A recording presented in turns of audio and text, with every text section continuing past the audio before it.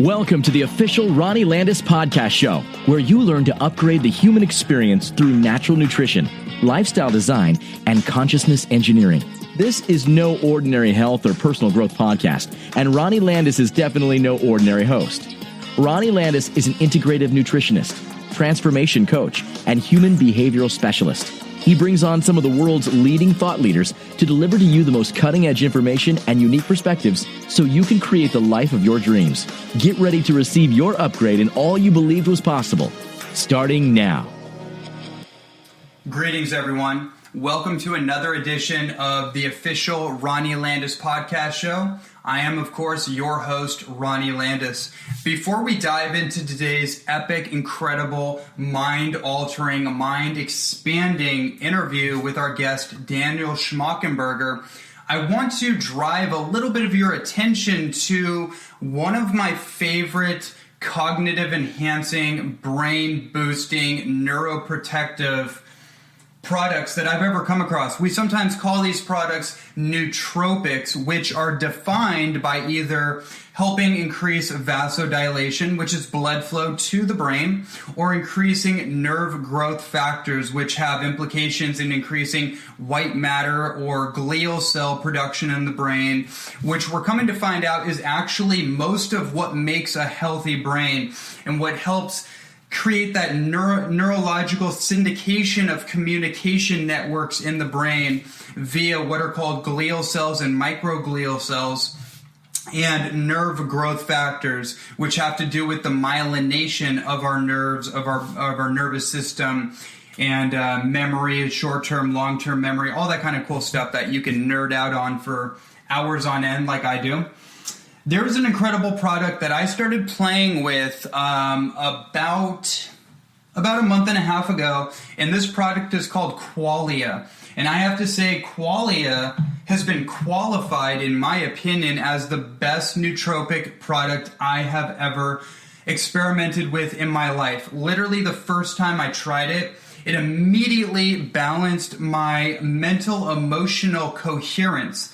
I felt throughout the day more emotional resilience. I felt more mental clarity, more mental endurance. Like I could go through my entire day with a level of cognitive, what's the word? Not just almost like clairvoyance is an interesting word that's coming to mind, but it's just clarity and mental endurance where I didn't run out of mental bandwidth. I could process things quicker and make those synaptic connections much quicker. Sometimes we call that synaptogenesis. That's another interesting term that you can geek out on as well. And I'm not making any claims about it, but given my experience and the experience of so many people that I have talked to about this product, it is by far the best thing I've ever come across. It is my favorite supplement by far. The product is called Qualia, and it's by a company called Neurohacker. And I will invite you to go to neurohacker.com, look at the research behind the product, look and kind of investigate it a little bit, and if it resonates with you and you want to experiment with it, you can actually use the coupon code Human Potential, which is my coupon code, Human Potential, and you will receive 10% off your first order. And you, I believe, will be very shockingly surprised at the positive effects, not only in the short term, but the long-term enduring positive effects that take place from this product. That's my experience. That's been the experience of many, many other people. And I invite you to have an experience as well. So let's move on with the interview. Speaking of Neurohacker, the founder of Neurohacker Collective, Daniel Schmachtenberger, is our guest today. And I have to say, Daniel is one of the most impressive polymaths that I have come across. Polymath is a term to describe somebody that has achieved multidisciplinary mastery, meaning a level of mastery in a multitude of disciplines. And Daniel's just a really fun guy to talk to. He's a very humble, grounded, down-to-earth, and very brilliant human being, to say the least. And you'll get that sense when you're listening to this conversation. This conversation goes in a plethora of directions, and it would almost be a disservice to even try to explain this interview just in a quick little snippet. What I will say is that don't try to absorb everything right away. The way that Daniel's mind works is like in a holographic nature. That's why I felt that we could really have an incredible conversation together, because my brain tends to work holographically, meaning that I can see multiple subjects or multiple things in a constellation almost holographically projected in front of me. And I know a lot of you listening to this have relayed similar experiences, which is probably why a lot of you feel called towards my speaking style and feel called towards the guests that I bring on, because I only bring on people that I am impressed by, that I support their work, and that I actually genuinely want to have a conversation with. Otherwise, I'm not going to bring them on. I'm not going to waste their time, my time, or your time. And man, was this just an incredible download and transmission. Wow. I'm actually going to refrain from trying to describe this interview in any more detail. I really just want to invite you to have your own experience and kind of get the downloads and insights that come to you. So, without further ado, that's it from me. Let's bring on Daniel Schmachtenberger and enjoy this conversation immensely.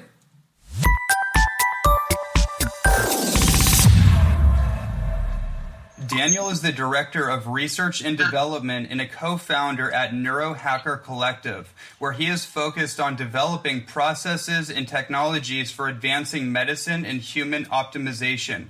He is particularly focused on personalized medicine, adequate approaches to complex illness, and deepening our knowledge of how the human regulatory systems function, how they break down, and how they can be supported to function with greater resilience. Welcome to the show. Thanks for having me, Ron. Good to be here. Yeah, it's. I feel like it's been a long time coming, even though you and me just started really connecting more personally as of recently. You've been on my radar for quite some time within the collective community that we come from in northern San Diego. However, the more I go down the rabbit hole, as these things tend to happen, the more people around the country, around even around the planet now, know of you, know of your work, know of your products, Qualia, which has just kind of accumulated on my radar until I finally started playing with it, which I have to say, and I know we'll dive more into that product and the work there you're doing with Neurohacker Collective, but I have to just say, as we start out here, that is my single favorite cognitive enhancement product that I've ever tried. And yeah, I'm looking forward to diving into that, as well as all the other interesting territory that we're going to cover today. Sounds fun. Cool. So the first place that I'd love to start is the origin story, which I've dug into a little bit of yours just from certain podcasts that you've given, and I have to say that you have a very unique and novel upbringing comparatively to, most people's upbringing, I would imagine. And so maybe you could just share some of your background and the upbringing you had. Sure. So the novel upbringing, I imagine you mean I was homeschooled growing up, and I was homeschooled by really thoughtful parents who had ideas about educational philosophy and how child rearing and human actualization could work, and wanted to experiment on their kids, which was cool. And so our homeschool was set up with no curriculum at all, no fixed curriculum. So I did no social studies, math, English, etc., that were curriculum-based. The idea instead, which is become more popular recently with things like unschooling, the approach that we had was still a little different. It was to expose us to as much as possible to see what we were interested in, and then facilitate those interests as fully as possible. And so topics that I didn't express interest in, I never really learned. And so I didn't learn much about American history as a child because it wasn't an area where my interest just naturally peaked. And I never learned state capitals and et cetera. I didn't learn much in the way of spelling. My handwriting never got legible. But I did go deep in most of the sciences very early, and in most of the philosophic traditions, and in many areas of activism. And that was kind of the braid that all my interests fit into. And the kind of educational philosophy idea was that kids are intrinsically interested, curious, that there was evolutionary benefit to being curious, to being fascinated, and that if we facilitate their fascination, not only do they become masterful at things because they put a lot of cycles of earnest attention and energy because they're intrinsically motivated, but their interest in life continues to develop, passion in life continues to develop.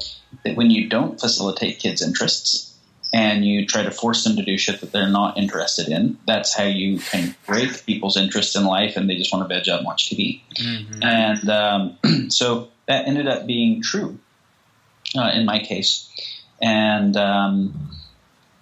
one of the things that was real interesting was, since I didn't have specific subjects, there was no division between biology, chemistry, physics, philosophy. So it was an inquiry into the nature of something, and asking why that is enough times usually led, a trip around the universe, asking questions about why plants grew, that led to soil biology, that led to microbiology, that led to understanding what the minerals were and how they were formed in supernovas. And that meant, astrophysics and cosmology, got into relativity and modern physics and, et cetera. So that led to not only kind of a study across a lot of areas, but the relationship between those areas. So interdisciplinary science, but more than that, system science, and the deeper philosophy of why does the universe work the way that it does across all of those different domains, which is where the underpinning was really in philosophic systems. So that was a little bit about the background. And,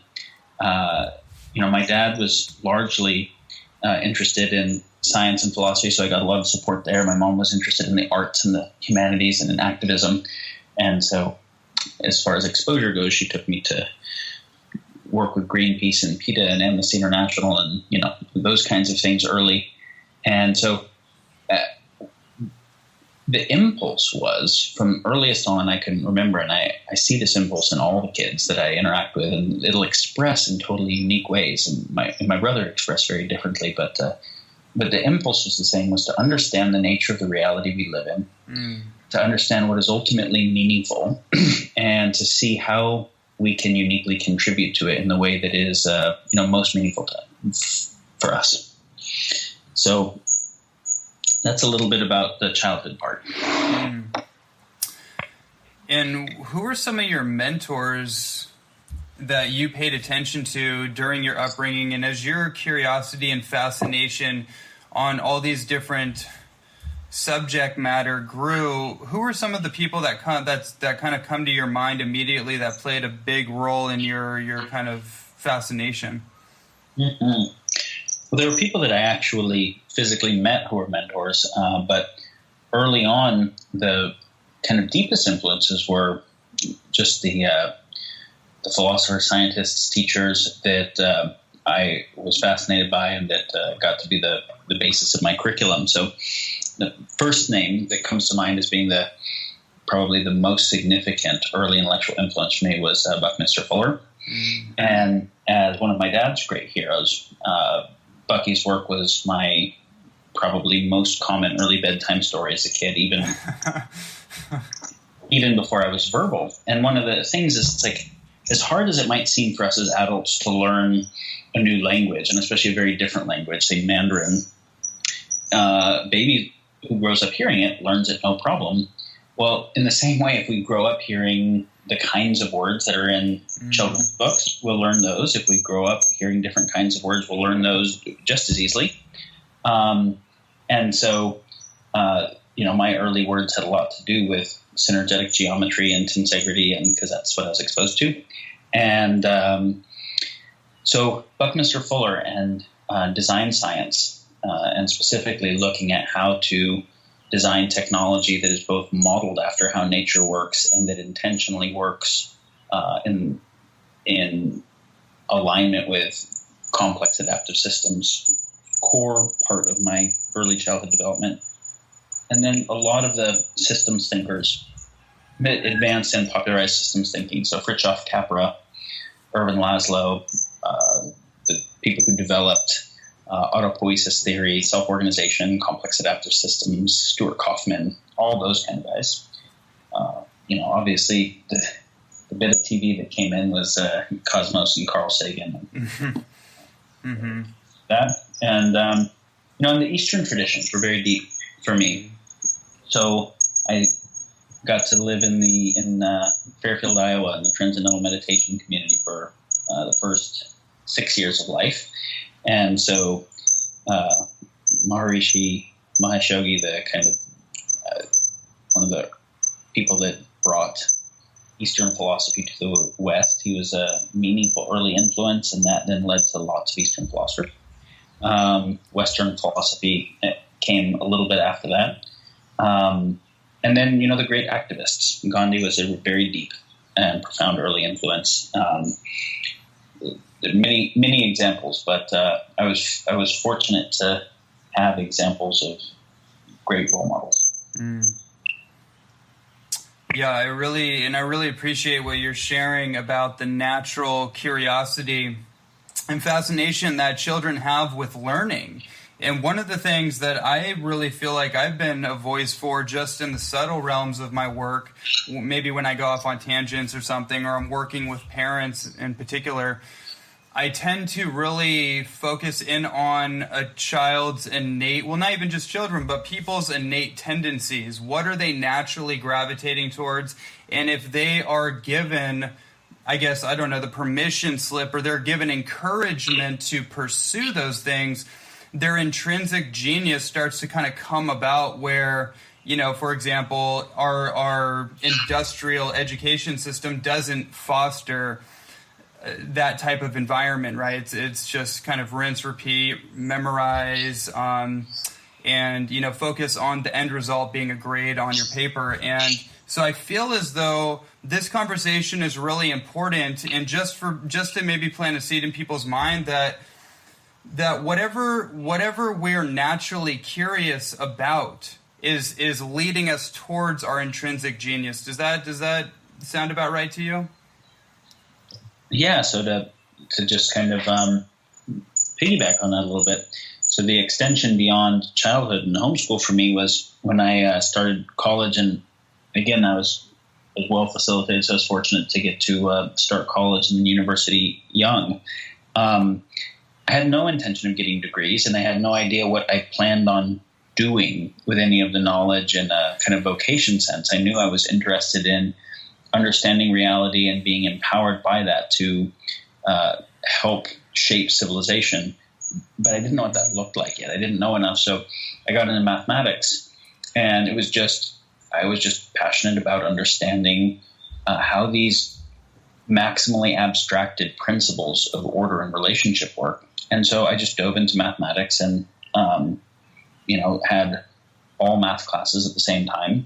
And my parents did ask, so do you want to be a mathematician? And I wasn't thinking that way at all. I was thinking that there was deep innate fascination for me in understanding this. And at a certain point, I by no means understood all that one could understand in mathematics, which isn't even possible. But I got to a place where I understood math well enough that what the impulse that was driving me there had found a certain kind of completion. It wasn't actually just to work in math. It was to understand how to think through induction and deduction and formal logic and abstraction and et cetera, to understand the language that the sciences operated in. And as soon as that happened, my attention moved. My fascination was in physics, and then all of my attention was just kind of deep diving, and then it moved to Vedantic philosophy. It moved to medicine. It moved to ecology. And some people could think that that was lack of focus, and it was so clearly not to me. It was following a kind of natural process that I wasn't crystal clear on. I knew was trending towards accumulating the skills and capacities and insights necessary to do what was going to be mine to do, even though I didn't know exactly what that was. But pretty much as soon as an area would reach a completion of what I needed to do with it, then my attention moved to the next thing, until there was an adequate body of capacities that I could actually put together what was really mine to do, which had to do with whole systems design at the level of civilization. How do we fundamentally redesign the core axioms of civilization? What does the future of macroeconomics post-capitalism look like that has incentives that don't externalize harm? What is the future of governance that has adequate decision-making capacity to the scope of decisions that we have to make in the future look like? What does the future of infrastructure look like?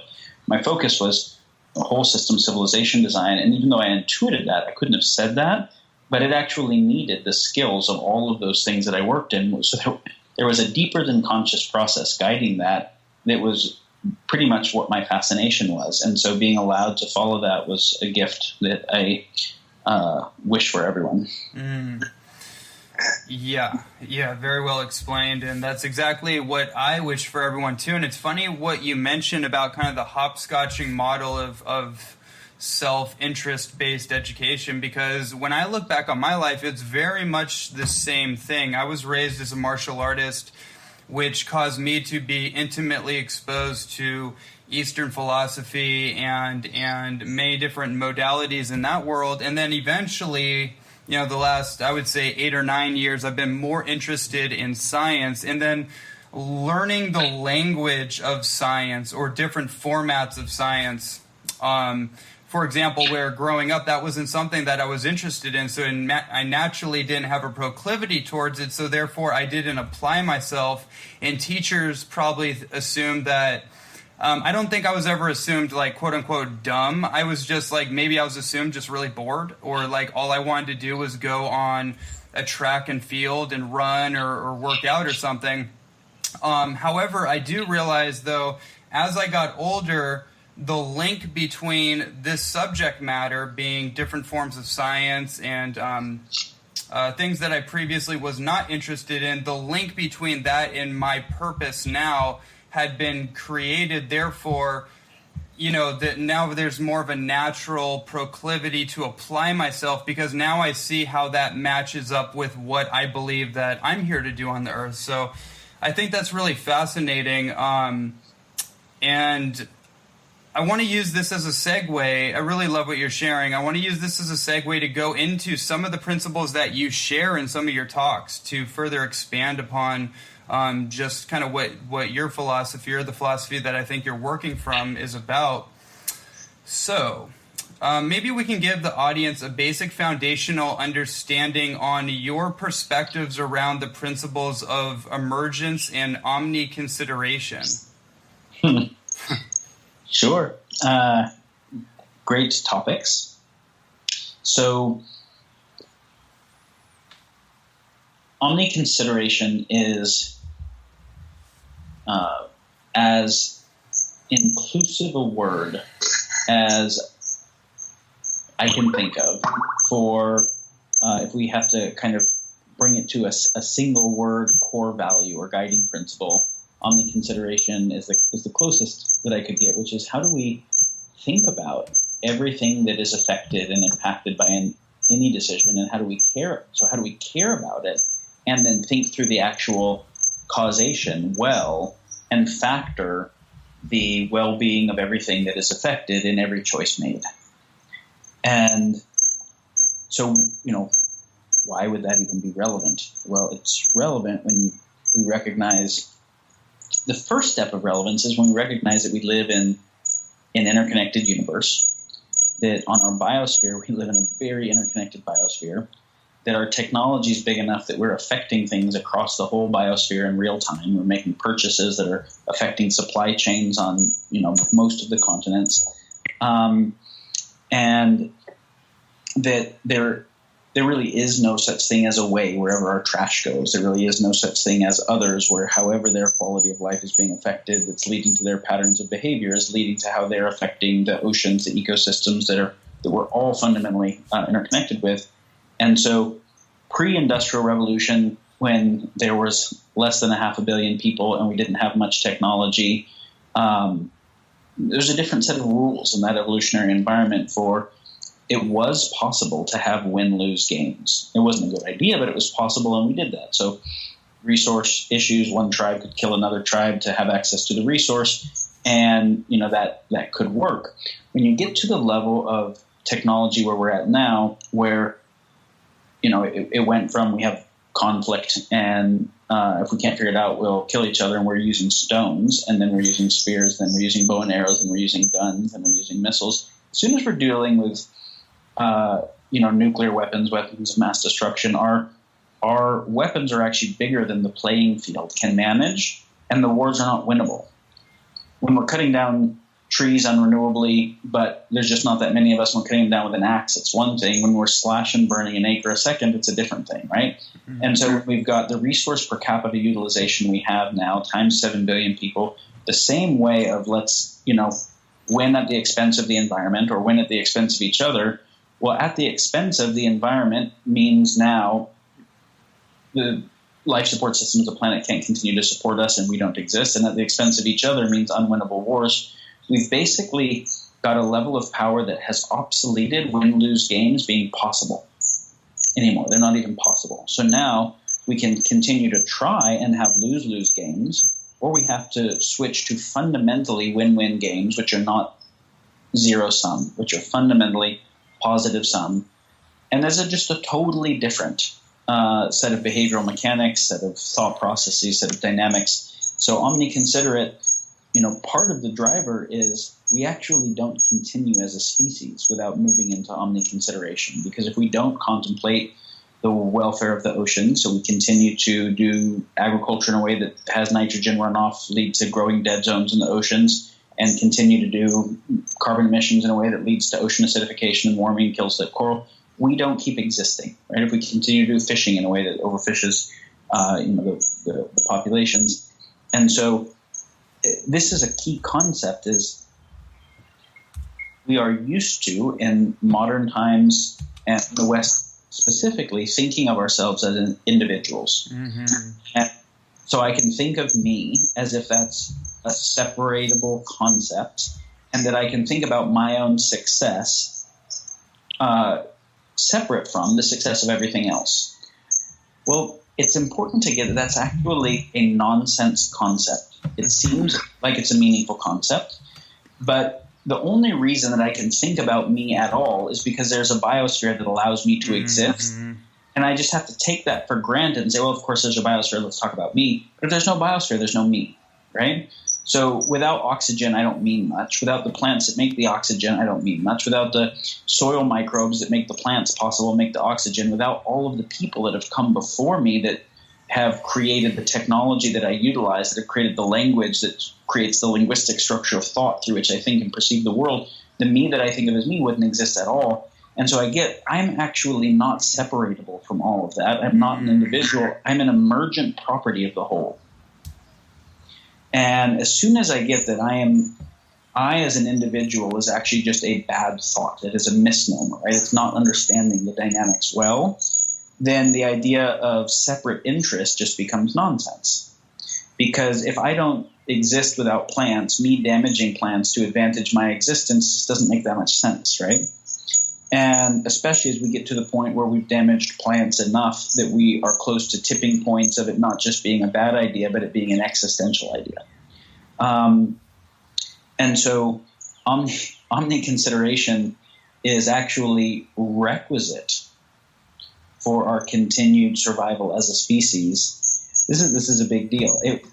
We think of Jesus or Buddha-like characters that we would say kind of had this omni-consideration of caring for the welfare of all sentient beings. Yeah. But they were extreme outliers. As we move to the place where exponential technology is increasing the impact that all humans can have, and it's increasing it exponentially, how can we continue to have exponentially more impact without having exponentially better choice making and continue to make it? Or we don't. And so we our choice making being omnipositive, which would be the result of it being omniconsiderate, right? Thinking an omniconsiderate process could lead to omnipositive results in a world that is this interconnected and with this much scope of impact. That is actually the only way to continue making it. So this is a big deal, because what we're saying is in the face of population and in the face of, more specifically, exponential technology, it's as if, we can use the metaphor of that we are merging into having the power of gods. Well, if you have the power of gods, you better have the wisdom and the love and the discernment of gods, or you self-destruct. Yes.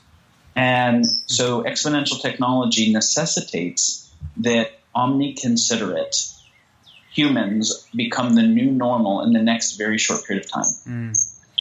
That's like human beings 3.0. That's like the next logical and necessary upgrade to the humanoid template, which we currently are experiencing. However, whatever your perspective is spiritually, whether we're just souls carting around in this meat suit or this avatar-like vessel, or whatever the particular perspective is, the reality is that we need to go through some sort of quantum leap evolutionary process within this generation, which is, and maybe it's just a consciousness upgrade that ripples throughout the whole system, which is this omni-consideration model versus this self-consideration, this self-centric model in which I think we've largely been conditioned with, right? Because when somebody, as a biological symbiotic kind of organism,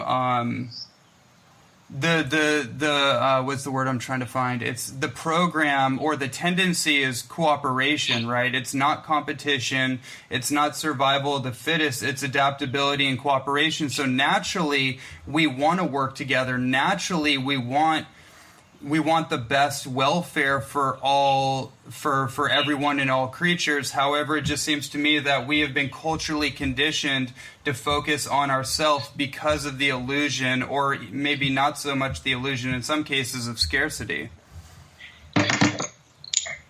So let's think about the narrative of how we got here. And I'm going to radically oversimplify it to just share one of the causal through lines. So say we go to shortly after the plow and agriculture and early civilizations, and they differentiated in different ways, as we would see people do and cultures do today, we'd expect. And for whatever reasons, environmental reasons and et cetera, you had some cultures that were more focused on the arts and the humanities and spiritual traditions, and less focused on militaries and expanding their territory, and you had other ones that were focused on the other side of that. And we can imagine it was a natural gradient of those possibilities for a number of reasons. And so we see history of, we see archaeology of matriarchal societies that had less violence, that were more peace-loving. As a result, they invested less in their militaries and more in their arts. And then whenever a militarized culture met a more peaceful culture, they killed the peaceful culture and took their stuff and then applied their stuff to their increased militarized capacity and continued on. And then when a couple violent militarized cultures met, the more successful one on a battlefield won, and again assimilated the stuff of the other ones and continued. And so there was a natural selection that occurred, but it was a natural selection of dominance capacity, one in war and one in economic competition. And again, economic competition ended up meaning how quickly we could extract resources from the ecosystem, regardless of whether they were regenerating or not. And so we'd have more economic capacity if we could pull grains out, even if it was desertifying soil, or if we could pull out coal or oil, depending upon the time period we were at. And so what that means is, because nature didn't have a balance sheet, the better that we raped the environment and externalized harm to it, the more industrious we were. And so the better that we competed in the free market, and the better we competed at war, the better we did in that way. So there was this kind of natural selection of effective cooperation of an in-group in its competition with all out-group, which meant its effective dominance capacity. Mm-hmm. And so we can see how we got here that way, but that wasn't a conscious selection of what is actually going to be enduringly sustainable and viable, or that was true, good, and beautiful into the future. It was a unconscious selection of what had dominance capacity now. And as we continue, where our ability to extract resources from the environment has hit tipping points of moving past peak resource on a bunch of key resources, we can't continue with that success strategy. We're almost out of the ability to do that with many areas, which means you got an exponential curve up and then you hit a cliff and then it drops off. We went from 500 million people for all of hominid history before the Industrial Revolution, and the Industrial Revolution's ability to extract resources from the earth much faster. We've got to, almost 7.2 billion people in the blink of an eye. And that population increase was not based on renewable resource utilization, but extraction of planetary savings accounts that were not renewing. And so again, when you hit the tipping point, then you get extreme drop-off. And we're right there. Or you get some fundamental civilization restructuring, which we can talk about. And so, that has been the selection criteria. And what's interesting is we can't continue resource extraction or harm externalization to the environment like we've done, and we can't continue to win wars where our technological capacity and military is too big for any war to be winnable. And so how we've dealt with these things for all of civilization since agriculture till now is not a way we can continue to deal with it. So we're looking at a phase shift for civilization that is deeper than anything we have in all of recorded history. And this is a big deal. This is a big deal for us to get. One of the things that's so interesting is that when we think about evolution as this kind of algorithmic process of what ends up being adaptive now in an environment, but that leads to increased orderly complexity, we get the orderly complexity of prefrontal cortices in humans, and now with all the information we have, where we actually have the capacity with abstraction to think about things like evolution itself and where it's trending, and have the capacity for omni-consideration, where rather than just being parts of a big evolutionary dynamic, we can actually choose to participate with the evolution of the whole. We can become stewards of the evolution of the whole and not just focus on what's adaptive now, but what is a true and good and beautiful future that we're interested in creating. And I would say this is one way to think about the phase shift, is a phase shift from unconscious algorithmic evolution of what's adaptive now based on dominance to a conscious evolution mediated by conscious agents that factors a forecasted future of the true, the good, and the beautiful for everyone, right? That's omni-considerate and sustainable, regenerative, etc. And so evolution itself is evolving to being a more consciously, agentically mediated process where we become stewards of evolution. I think this is a key way of thinking about the phase transition we're at right now. Yeah, absolutely. What comes to mind is the famous book, The Holographic Universe. Did you ever read that book by Michael Talbot? Yeah. What do you think about that idea? Because everything I hear, I kind of, maybe it's because I have my own cognitive bias, because I'm redirecting certain concepts back into a holographic perspective. When I hear things like emergence, when I hear macro and micro, when I hear omni-consideration, which to me translates into the fact that our thoughts, words, and deeds affect the whole. Yeah. I'm curious, what's your perspective on that whole thing? There are patterns of self-similarity at all scales. Holograms are one way of thinking about self-similarity, and fractals are another way.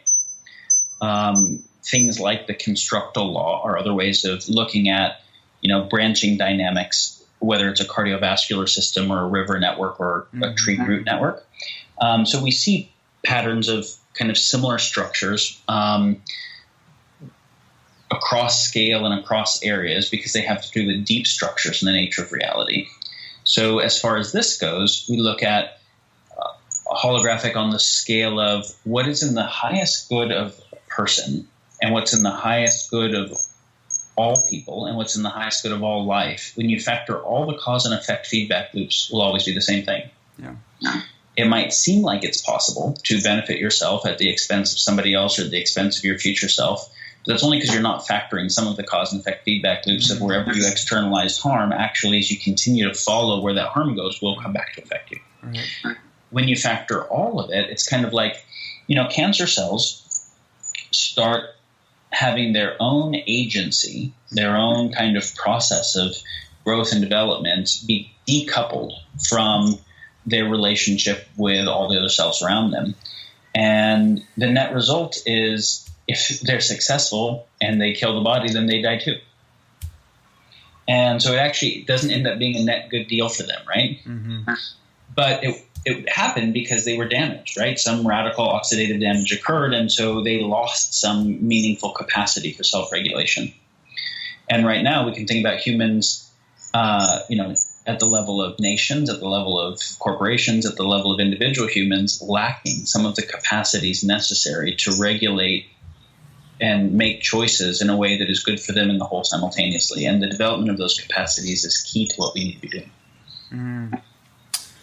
So this is a good opportunity for me to switch into this lane, which is, I would just love actually just to dive into your personal views on vegetarianism and veganism as lifestyle models as our collective population moves more into a conscious awareness of sentience and moves away from a culture that seems to be so heavily invested in its own demise. How do you see things like vegetarianism and veganism as models fitting into that?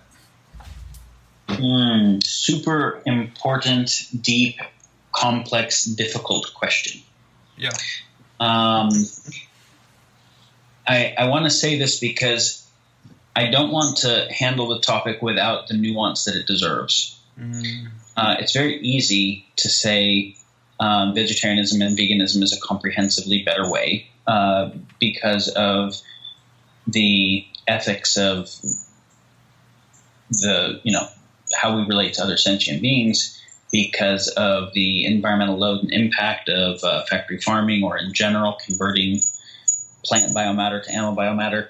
Those arguments are easy to make, and I am compelled by all of them. I saw a factory farm slaughter truck as a little kid, saw animals that were in gruesome conditions, was horrified by it, had always loved animals and loved meat without really realizing how those two fit together that well growing up, like most people, and did a deep dive right then, read John Robbins' Diet for New America, got into PETA, and then vegetarianism and animal activism, and became a deep part of my life focus. That said, the critiques that the book The Vegetarian Myth and the critiques that the people in the paleo world and et cetera will give, some of them are also meaningful and well-founded. And so I want to address, is it just about plant-based versus animal-based?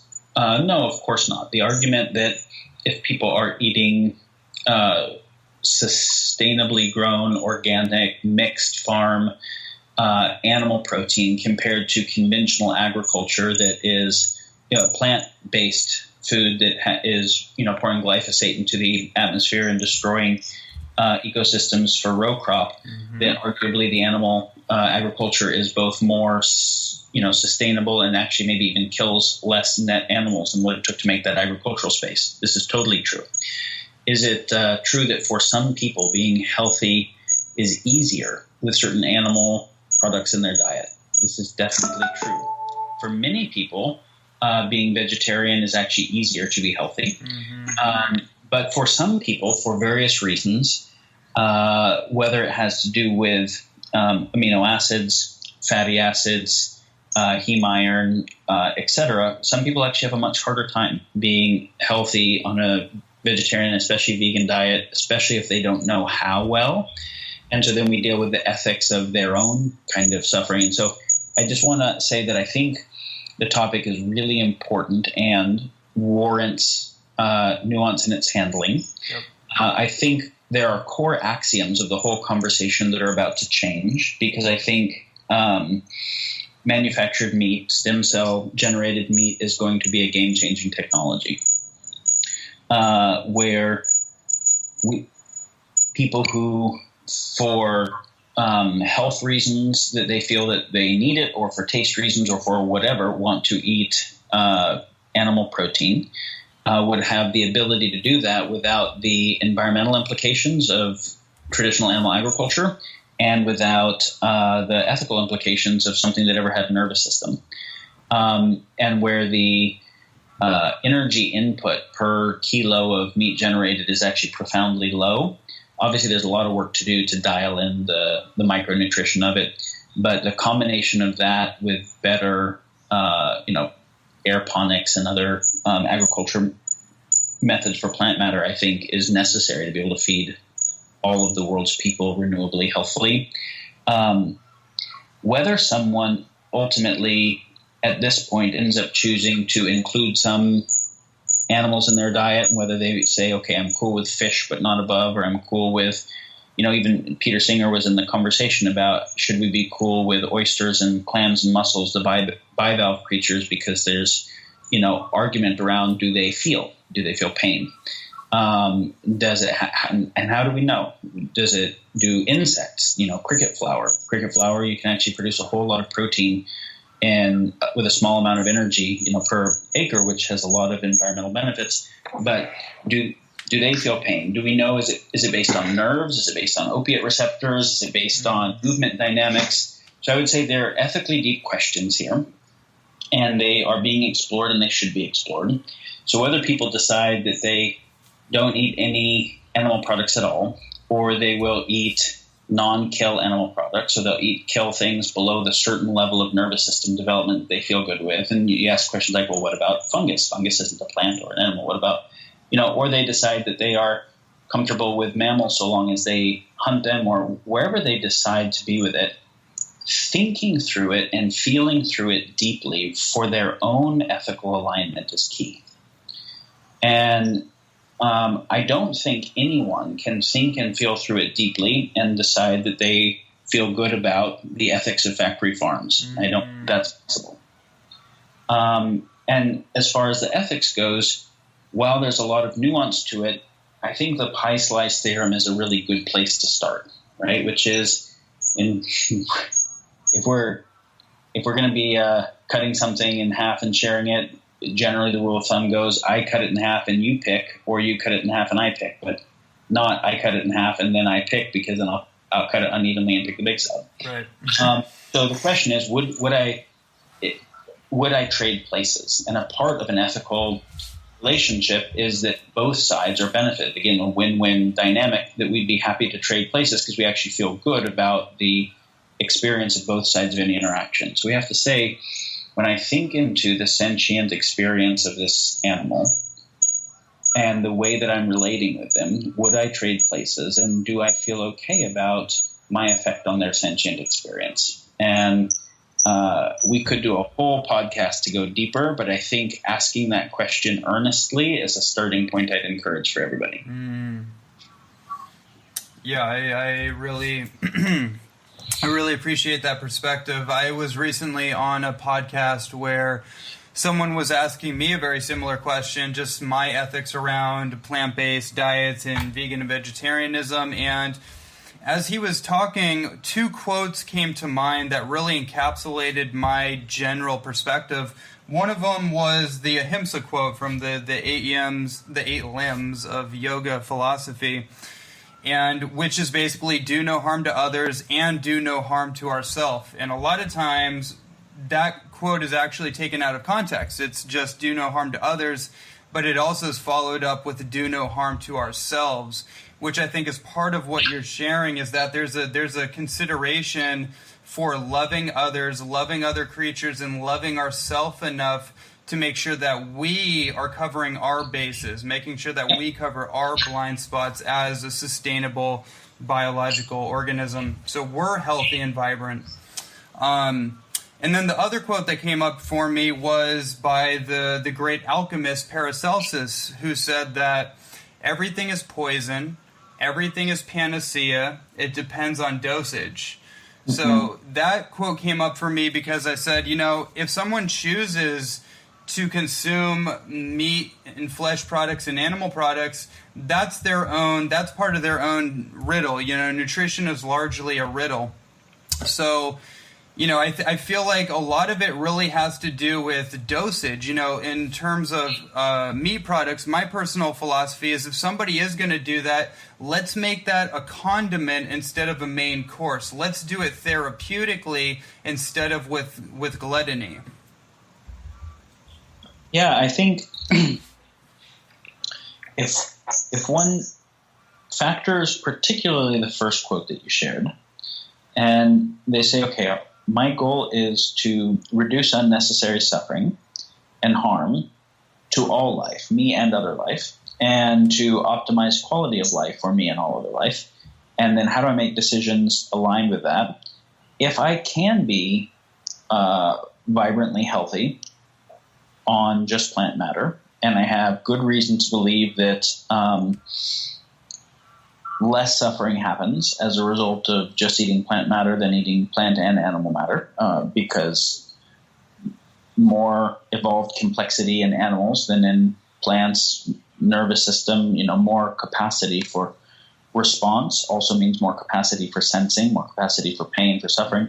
And the animal was eating however many plants they were, in terms of the agricultural feed to get there in the first place. So, if you bring up the argument about what about the sentience of plants, you've done more plant damage by moving the plants through animals. So, it's a pretty easy argument to make.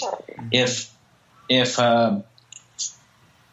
one can not eat animal products and do well, then it seems ethically necessary to do so.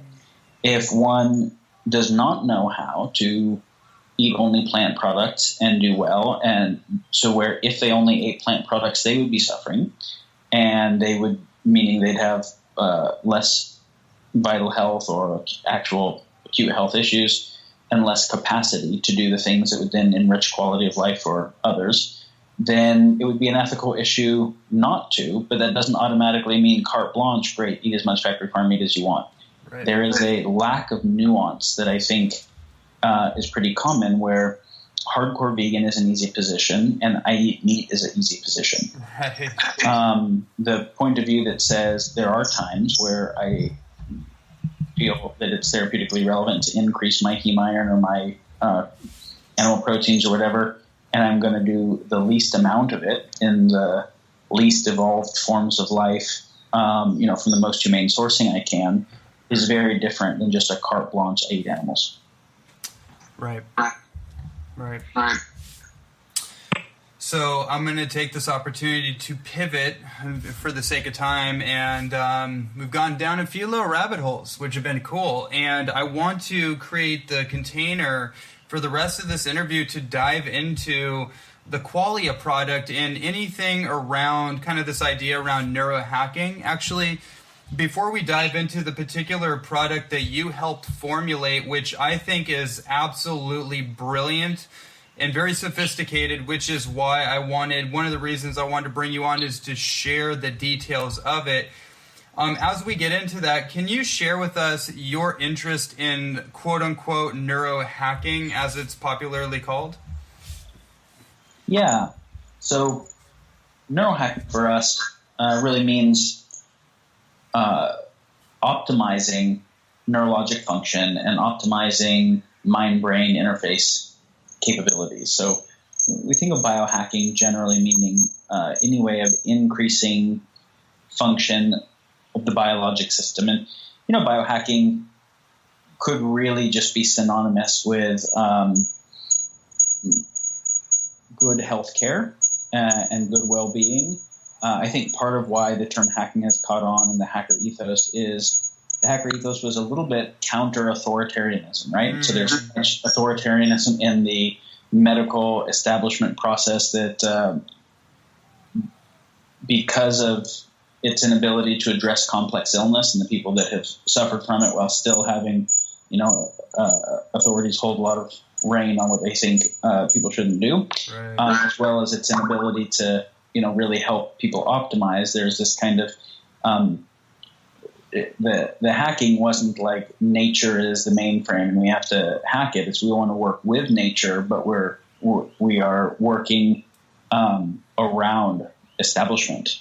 I think that's one of the reasons that the term caught on. Another idea was that somebody could hack a computer system without understanding all of the computer system. They just had to understand ways of getting in, which ended up meaning a lot less information to still have a lot of capability. So I think one of the other ideas in biohacking and consciousness hacking, neural hacking, all those terms, was the least amount of input necessary to create meaningful output change. So I don't mean to interrupt, but I'm just glad you said it that way, because my pet peeve is about the least amount of effort to get the most amount of output. So I'm glad you phrased it that way.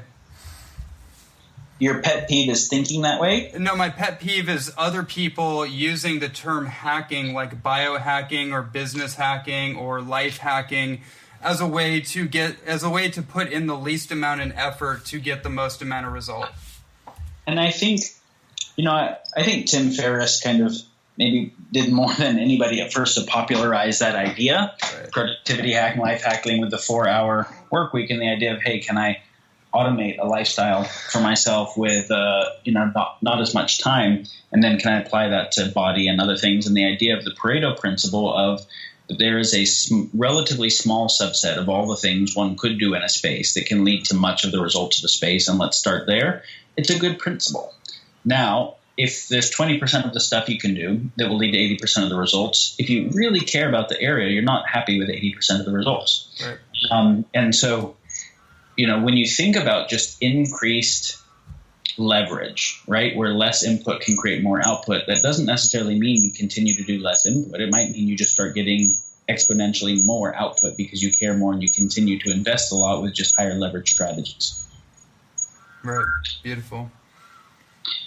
So neurohacking, why it's interesting for us, what is interesting for me is when I looked at all of the dynamics in the world that we wanted to affect at a macro level, we looked at war and religious differences and violence and biodiversity loss and, et cetera.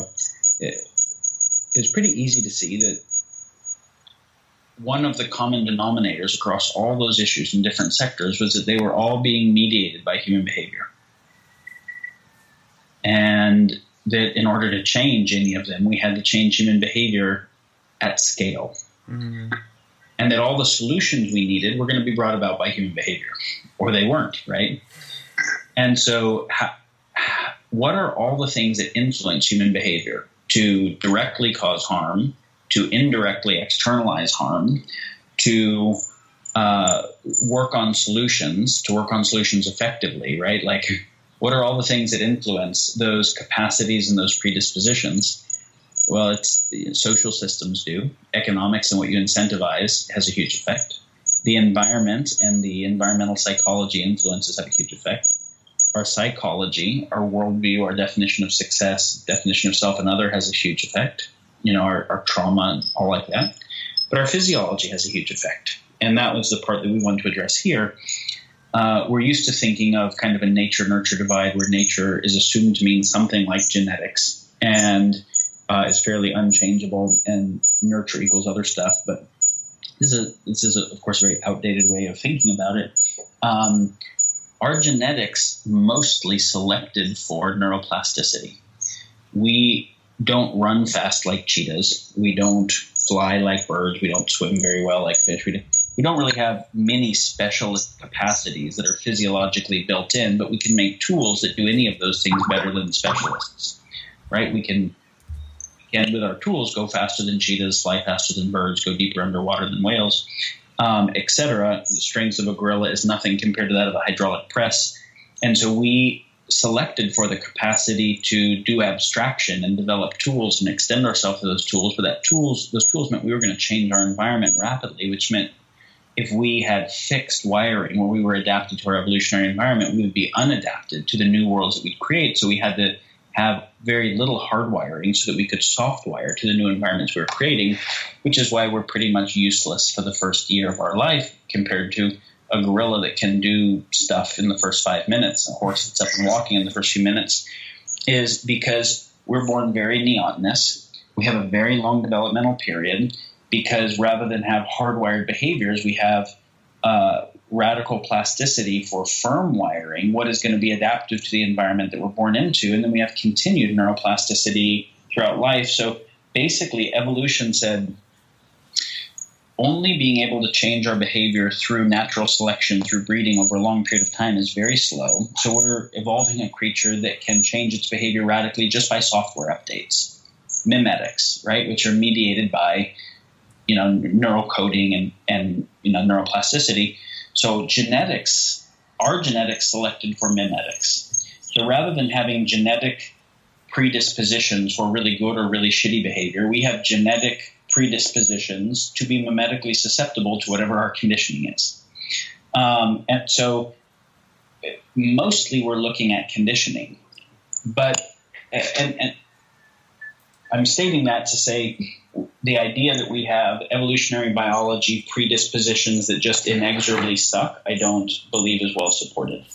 But we can say that physiology does affect patterns of human experience and human behavior, not even so much at the level of genetics, we could get into that, but at the level of just whether or not the physiology is in tune, right?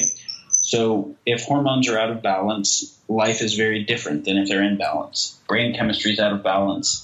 Life is very different. And so almost everyone has experienced their physiology being out of balance in ways that affected their psyche, affected their emotions, affected their cognition.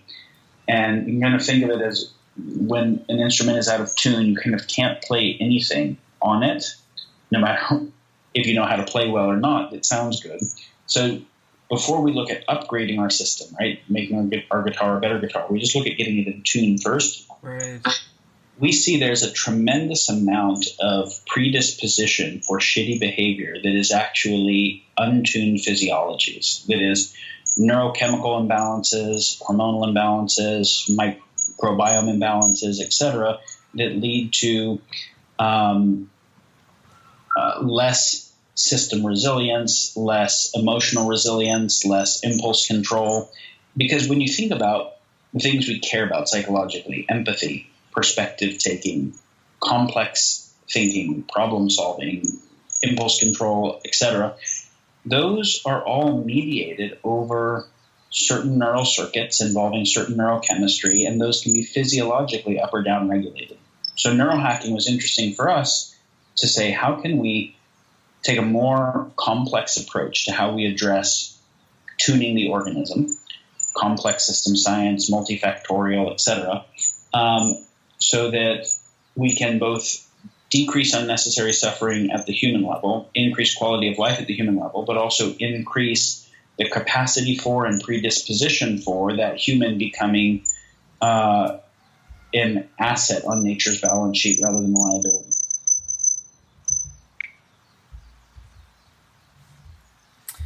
And how does Qualia fit into that? Yeah. So Qualia is the first product that we have actually brought to market that's for sale. We have quite a few other products, both additional versions of Qualia and completely different products with different goals that are in various phases of development and will come out soon.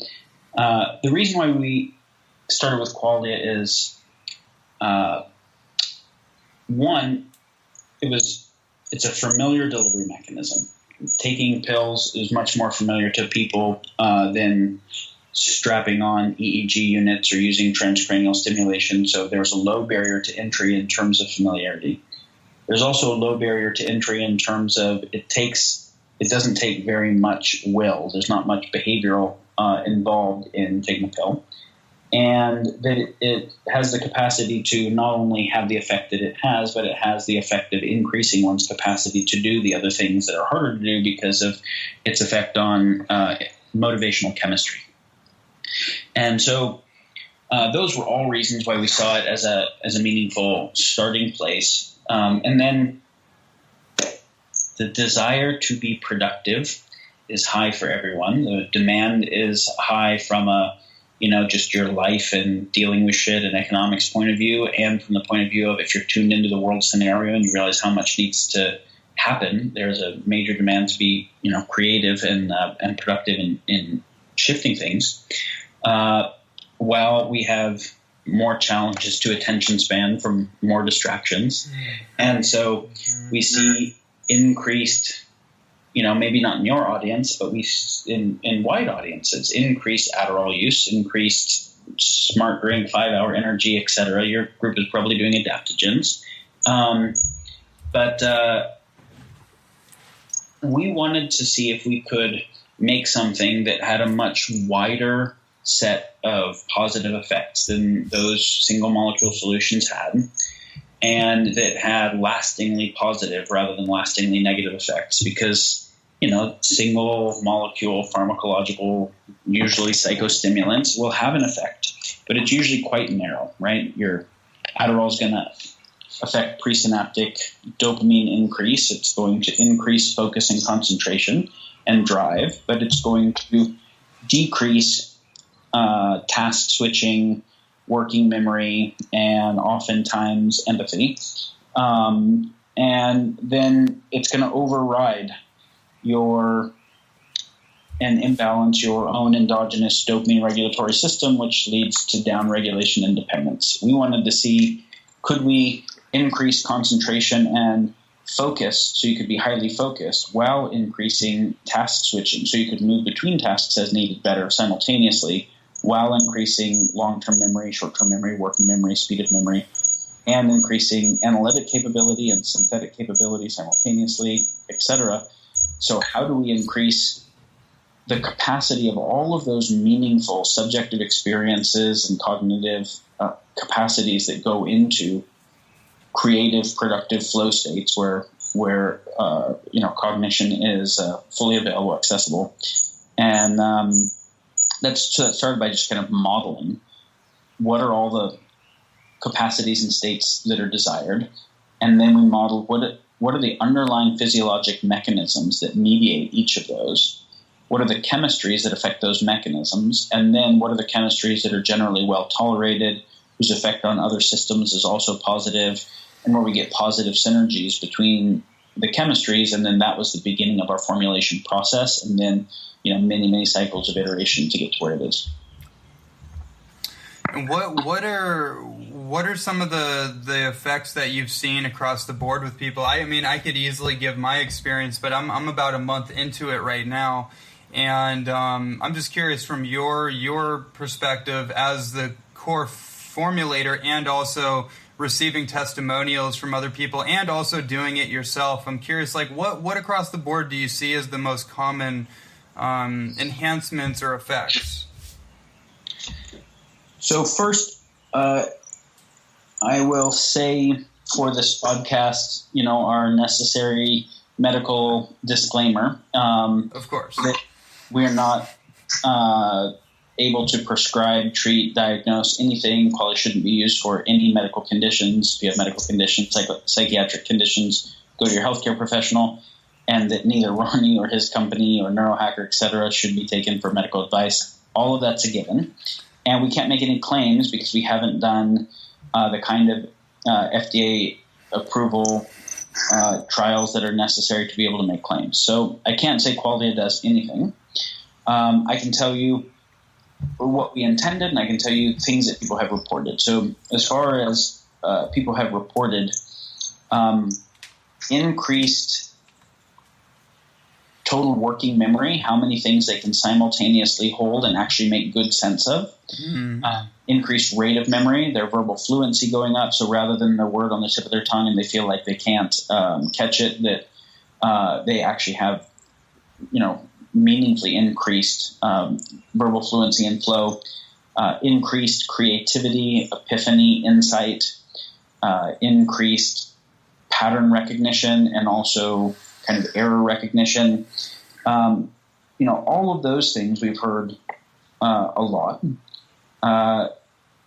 Increased emotional resilience and drive, both for the things that they really love, right? Things that people are motivated to do, where they can actually stay on task for a much longer period of time, and even in the face of setbacks, continue to feel good and continue. But also things that people would normally procrastinate, actually feeling like they can focus on and get done without being bothered by them. So we didn't expect that. We've had so many people write saying that they actually did their taxes and cleaned their desk and finished their papers. Because rather than it being an odious process, they were able to just focus and not have any drama about it, feel good about it. Decreased internal sense of drama was also one of the things that has been important a lot, which doesn't mean emotional blunting. People still said they would cry at inspiring things and feel happy and grateful and feel sad when there was something real to feel sad about, but they were making up less stories because they were just thinking clearer. So the bullshit thinking that led to a bunch of emotional reactions about what isn't real decreased. And increased vividness of dreams, lucid dreams. Now, there's a lot of people that have claimed things for their medical conditions. People with, many interesting medical conditions have said that their conditions were meaningfully decreased or gone. But again, that's way outside of the scope of anything we're allowed to talk about. And it's important to say we didn't make qualia to cure conditions. We did make it for well people who are seeking optimization, where this would have a wider scope of optimization than other solutions that were available, and with less long-term negatives and hopefully even long-term positives. And for people who have been using the product for a long time and then used it and stopped taking it for a while and tracked their baseline, the report of long-term positives has continued. That is a really important distinction, isn't it? Because typically in a supplement, it is something that we have to continue to take in order to derive the effects. However, in something like this, I guess the intention, or maybe just the side effect that has been noticed, is that even when somebody stops taking it, their baseline resilience or their baseline cognition elevates to a new level where they don't have to keep taking it, yet they're better off for taking it. Yeah, and again, we don't have the kind of research where we can quantify that yet, though we're in the early stages of gathering it, and we will have that, in the not too distant future. We're really excited about it. But in a dynamic system where you continue to have lots of system inputs, we don't expect any effect to be, permanent. Just like exercise isn't, meditation isn't. Someone can meditate for a bunch of years, and if they stop, they can start getting more stressed out. But as much of an effect as if someone has exercised, they have really good fitness, a few months later, they're still in different shape than someone who didn't exercise. We're looking for a similar effect to that, which is if you have an upregulated system, there should be continuance of that upregulation until there's, too much that is downregulating it and it doesn't have continued support. Right. Through a couple mechanisms. Our intention was that if people were operating at increased efficiency continuously over a long period of time, that there would be actual new rewiring, neuroplastic rewiring along to that new state as baseline. And that we have a lot of chemistry that's focused on supporting endogenous processes of neurogenesis and synaptogenesis, so neural structuring processes. So you don't feel those right away. The things that you feel right away are things that are affecting neurotransmission. But for longer-term effects, we looked at specifically chemicals that support development of new synaptic structures, new neurite formation, and new progenitor stem cell neuron formation differentiation, so that those endogenous processes could happen in an upregulated fashion. And that's where you could get not just chemical changes, but structural changes, where those structural changes, would have the capacity to be more enduring. Yeah, my brain just went in a whole bunch of different directions. However, we don't have time for that, do we? So, okay. So with all that said, and I think I think we've already taken we've taken everybody on a few different rabbit holes into some very in-depth territory, and especially this last part. And I just want to maybe add to this, and if anything went over anyone's head, I really invite everybody to continue to research, maybe continue to listen to this interview and listen to some of Daniel's other interviews and free content on YouTube, because this man is obviously what I would call a polymath, which is one of my colleagues, John DeMartini, who I had on the show recently. He's obviously one, and it's basically somebody who has gained a certain level of mastery in multiple disciplines.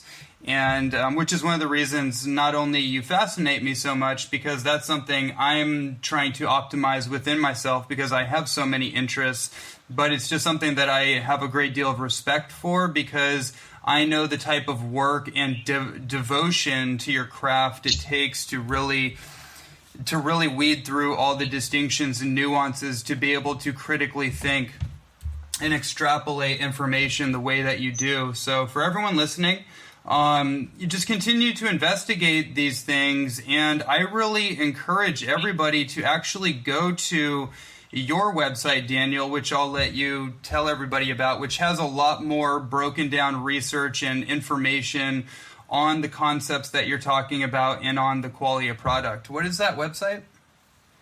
Neurohacker.com. Cool. So they can go to neurohacker.com. I believe that you guys also have a monthly subscription for people that want to test it over a longer term. We do. Cool. And is there any more information or anything you'd love to leave the audience off with at this point? Just that it was a delight and honor to be here with you, and I appreciate the work you are doing and sharing good resources with people, educating people, and I'm happy about the friendship and to continue and evolve it. And if there are future topics that are interesting that we can share about, I'd be very happy to. Absolutely. Well, I'm glad you said that, because I got a whole bunch of them for you, and I would love to have you back on the show whenever you'd like to be on. Sounds great. Okay, awesome. Thank you, my friend. Yeah, thank you so much for joining me, and thank all of you, as always, for tuning in to, at this point, the Holistic Health and Human Potential Show. I am your host, Ronnie Landis, and this has been another phenomenal episode with a phenomenal guest. I hope you guys appreciated it, and I hope you take at least 1, 2, or 3 key nuggets of insight that will help you really push the boundaries of your own human potential. Thank you so much for joining us.